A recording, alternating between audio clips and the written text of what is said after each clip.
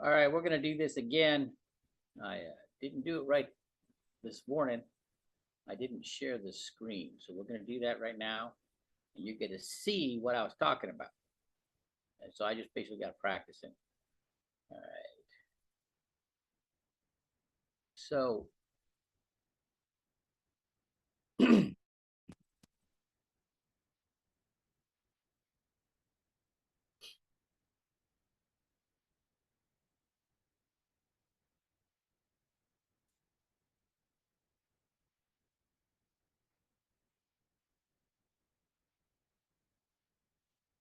all right, this is a basic asset allocation hierarchy pyramid, for no better word.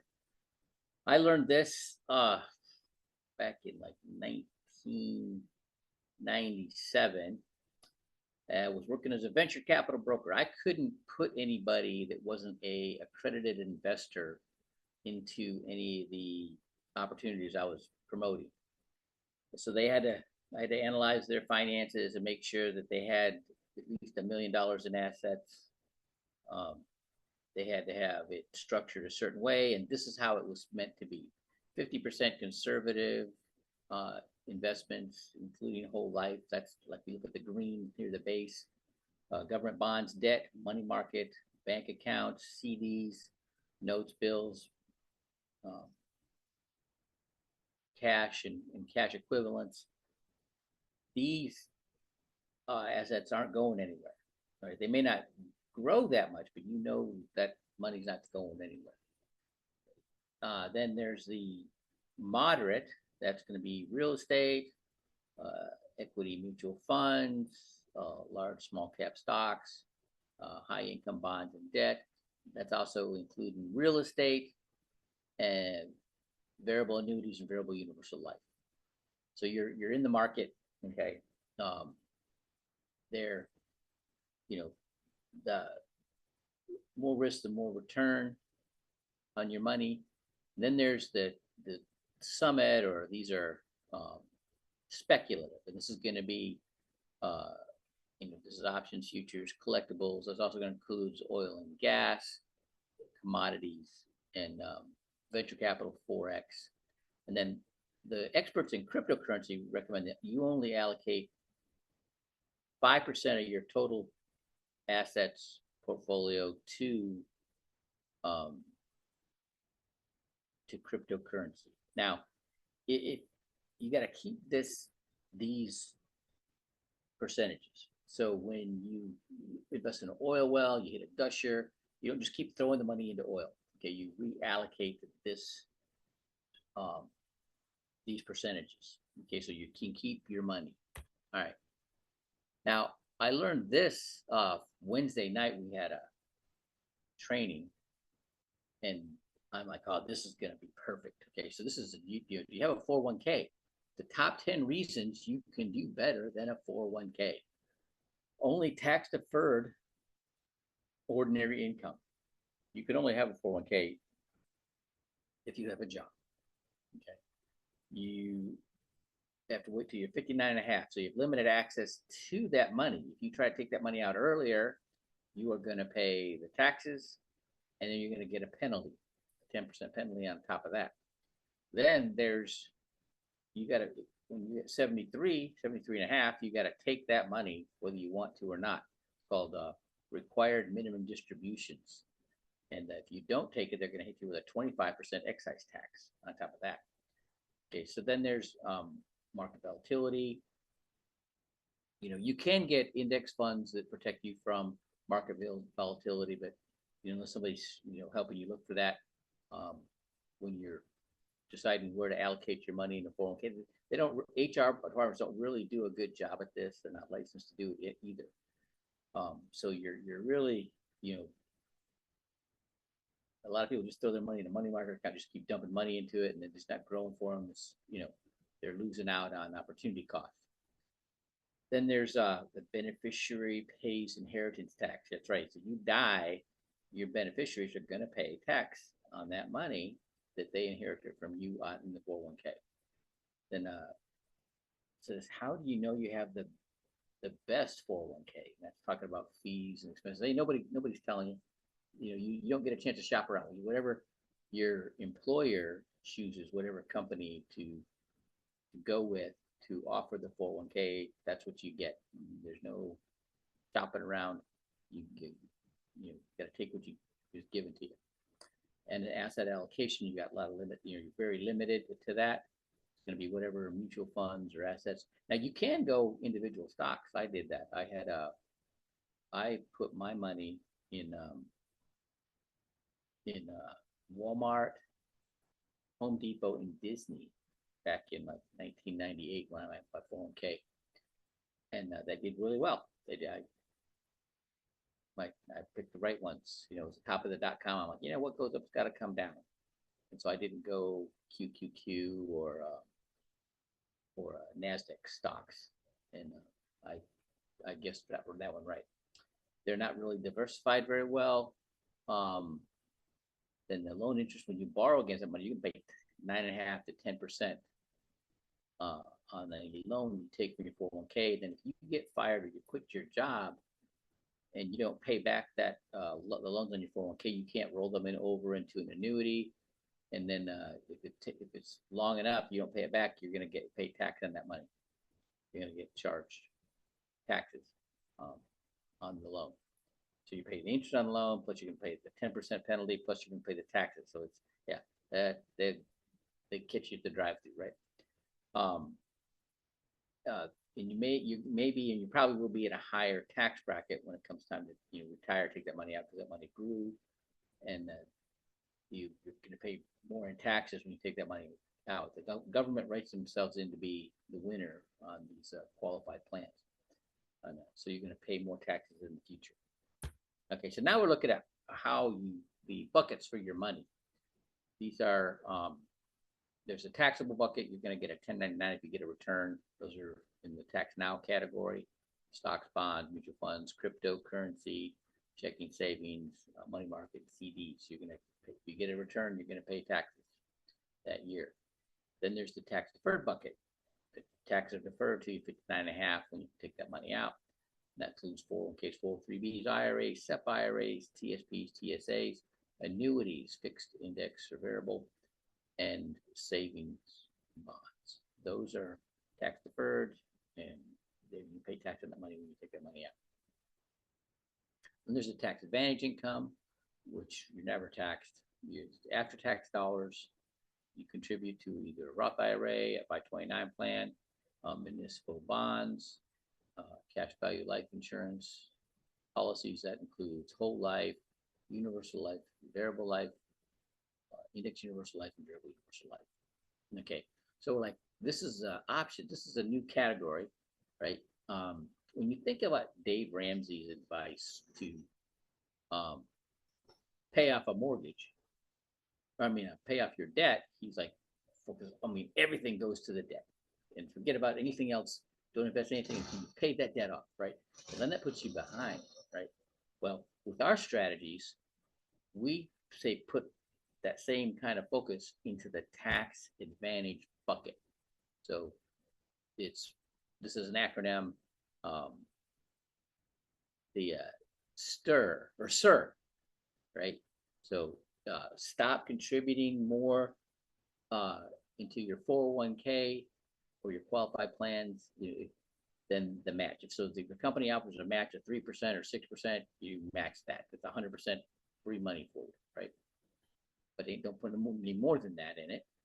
Okay, so and then if you got other assets that don't have a match, stop contributing to them. They're a IRA or anything else, because you're gonna pay tax later, right? And then reduce the amount, and we talked about that.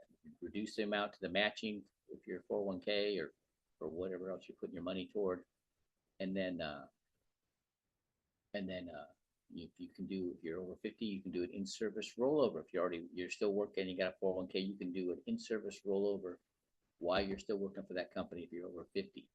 And so these are the things. And then you put as much as you can into these tax advantage buckets, and that's going to be the Roth IRAs or the cash value life insurance. You can put way more money into a a whole life policy or index universal life policy than you can in a Roth IRA. Roth IRA is limited to $7,500 a year, and there's no protection. Um, there's a cash value life insurance policy. Your limitations is basically your age and your health. The younger you are, the better health you're in. Definitely, that's a better deal, right? And you can put way more money. Your W-2, you can be insured for 10 times your income. So if you make $50,000 a year, you can get a $500,000 policy. That's your bucket of money, right? And if you're self-employed, you can put away 20 times your income. So if you're making $50,000 a year self-employed, you can put away, you have $1 million policy, and that's your bucket of money, okay? And then this other arrow column here, this red arrow shows your debt. This is your savings, which is significantly less. We want you to be with the green arrow, where when you have more in savings than you have in debt, then you're financially free. So you're looking at this is the taxation on your savings and making sure you're choosing the right bucket. So when you're looking at life insurance, there's had somebody talk the other day. I'm a term guy, but I'm seeing the values of these whole life, these permanent policies. So the most you can get in a term policy is 30-year term, and like 90% of term policies don't pay out. People live beyond the term of their term insurance policy. So they just threw money away. You only get a return on a term policy if you die, right? And then there's it's just pure insurance. Okay, then there's the permanent policies, and that's going to be the universal life and the variable life and the whole life, and those are the different types of life insurance. Okay, and then how do you know how much life insurance to have? We use what's called the DIME method. So D stands for debt. So you want to have enough to cover your debt. That's including your mortgage. And then you want to have, like I said, 10 or 20 times your income, depending on if you're W-2 or self-employed. And then mortgage balance, the balance of your mortgage. You want to have enough. So if you die, the mortgage is paid off, so your wife and kids don't have to worry about that over their head, being responsible for that. And then the E stands for education. That could be paying off student loans for you or your wife, or for education for your kids. Now, this is some neat to know. If you have your assets in a insurance policy or a annuity, it will not count against your child on the FAFSA form when they're applying for financial aid. Okay, remember that. Okay, and then this shows the different categories for financial professionals, right there. So there's financial professionals, realtors, loan officers, lawyers, insurance agents, home and auto, P&C, that's what that's called. And then tax professionals, accountants, or bookkeepers, right? And they're all looking at the same information, all right, just what they're doing with it, and looking at how much you're paying in taxes now or later, inflation. These are all things that can affect your performance.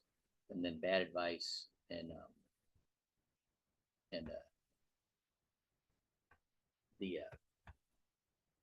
then probate can all really deteriorate your wealth, right? And then you're looking at there's captive versus non-captive agents. Captive agents, they were just one company, and they'll own that company's products. And non-captive, they can shop around and find you the best deal with the best company with different products.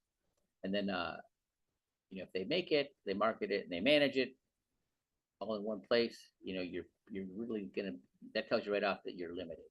Okay, you want to look at that those are ones that have the company's interest first, then the broker's interest, and then the clients. You'd rather have ones that have the client's interest first, then the brokers and the company. Okay, so these are the different types of life insurance. What type of life insurance you need, how much life insurance you need, and what are the tax advantages. Okay.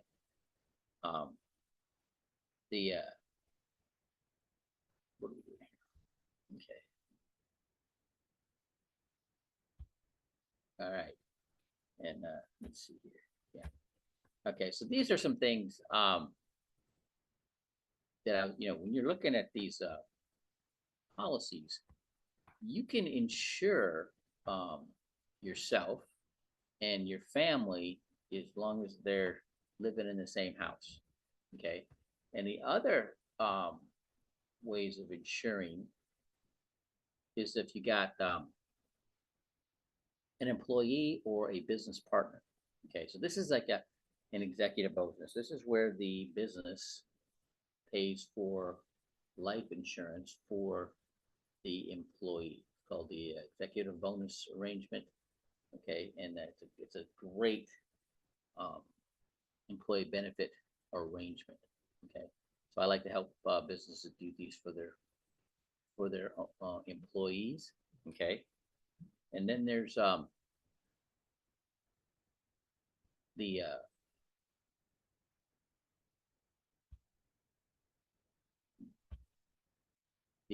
COLA or COLI, or corporate owned life insurance. Okay, this is where the business actually owns the policy. Banks do this all the time. I didn't know, last company I worked for, that they talked about this a lot. That's why you have the good looking ladies and young people working at banks, because they're hiring people that are young and in good health, and the bank owns life insurance on them, cash value policies. They have tons of money in cash value life insurance based on the youthful, young, healthy employees. And any business can do this, right? You have to disclose that that's what you're doing. You may want to offer some of that as a death benefit. Like, you got $1 million policy, you can, say, okay, 50,000 of that is going to go toward to your family if you die. The rest of it goes back to the whatever you want to do. But that's what a lot of them do, right? I got a $50,000 employee own policy, right? And a lot of people think it's term, okay, and if they leave, they don't take it with them, right? But it's actually, part of a whole life policy that's owned by the owner, or maybe that's a term rider they got on it, okay, and they make the beneficiary the term rider to the employee's family, okay. So, but that money's growing tax deferred, and then it's tax advantage for the employer. All right, they do this all the time at the banks, like I said, and businesses can do this.